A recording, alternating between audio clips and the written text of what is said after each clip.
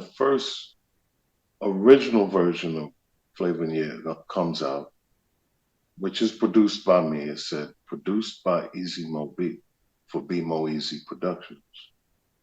All right. I remember he said, yo, we're gonna do the remix.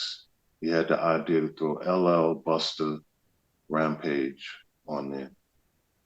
Dope, dope. When I saw the record and it said in this particular order, remixed by Sean Puffy Combs, Chucky Thompson, and Easy Mo B, I bugged out. I kind of flipped out because I was like, wait a minute, you didn't do anything on the record. And Chucky Mm. Thompson, he kind of sat there and watched me do the remix in Sound on Sound Studio. I remember where we actually even did it. And I remember like, I was like, yo, what is this, man? Like, I was wondering, like, why? Because I didn't go along with the management thing. Now my credit is getting taken. And I went up there with my manager. I called my manager up. I was like, yo, this is not right when I saw the record.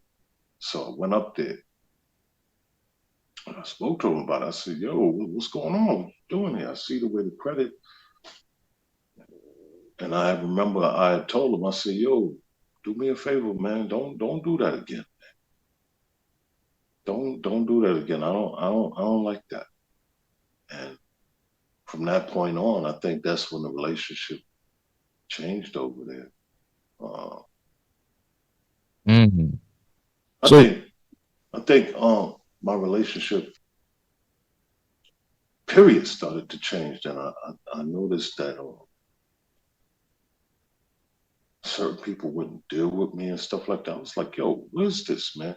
I mean, I heard about blackballing and all kind of stuff. I was like, yo, what is it? You mean to tell me, like, from something like that, from me talking to them, telling them like, yo, I didn't like that. Yo, like, don't do that no more. And how can we fix the credit? Is that what got me into this? so wait, can I ask you a He question? asked me, hold up. He asked me a question. So he says, do I regret it? No, I don't. And if it was all rewinded and we had to do it all over again, I would do it the same way and I would respond the same way. I'm a man. I'm a certain kind of man. This man, up to that point in my career, I didn't have any problems like that. At that time, 2 years before that, not to just be throwing Grammys around and stuff like that, because I told you, a Grammy don't define you. You define you. But at the time when he did that, I already had won a Grammy from working with Miles Davis. You didn't. I did. Why are you doing that to me? No, for real. Why are you doing that to me? And I'm gonna repeat your question again. The brother, he said, "Do I regret it?" No, I don't. Any way that I responded, any way that I went about it, I would do the same today. I'm a man of principle. This is me. And anybody in this industry that don't like me or that part of me, you don't have to deal with me. If blackballing is what they call it, then so be it. I'm a man of principle, with or without. God gonna bless me anyway. Amen. God has brought me a mighty long way, and I don't have to submit. You understand what I'm saying? For sure. A For sure. Grammy or you or whoever, you don't define me. I'm a man and I always will be. Amen to that. I'm just curious, right? Back to the production credit thing, right? When you asked him about, what the fuck are you doing, right? What was his argument for justifying him having a production credit? There was no justification. I agree, but I'm saying, from his perspective, what did he say was his justification? That's what I'm saying. Didn't really say too much of anything. Oh I just wow. kind of, I just kind of left, and my manager was right there with me at the time. Um, I just kind of left. Right. I mean, since we're on the topic of Flava In Ya Ear, because I was going to play a song before that, but since we're on the topic, right, let me play Flava In Ya Ear.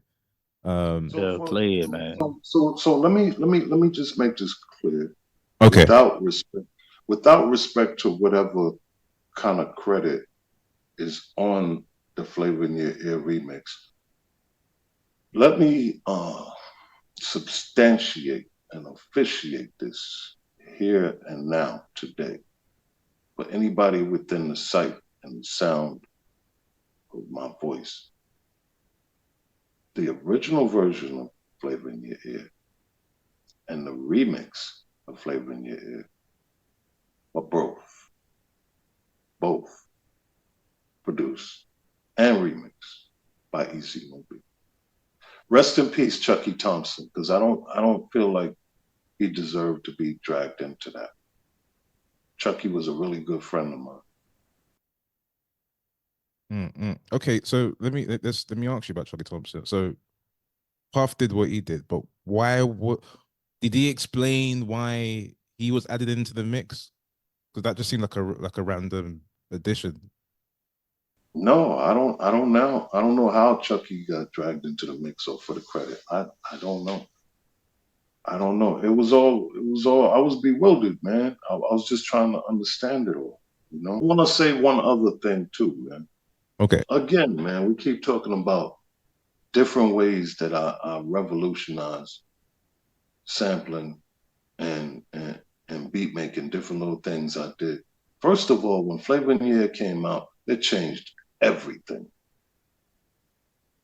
It changed everything. Whatever people was doing then, they wanted to sound like that, and they started doing stuff that sounded like that. Technically, whatever it took to make it sound like that, and things like putting the samples in, like the guitar, putting it in a little drunk instead of perfectly quantized. All of that, you hear today they're doing the loose drum fill thing. Man, I've been on that, man. Been on that. Not necessarily with the drums, but things that I lay on top of the drum. Just putting them in a little drunk, a little perfect, give it a loose feel. I've been on that, man. There's so Talking many the things shit. that there's so many things that people doing today. I see they just start doing. It's so late. I've been on that. Talk your shit, man.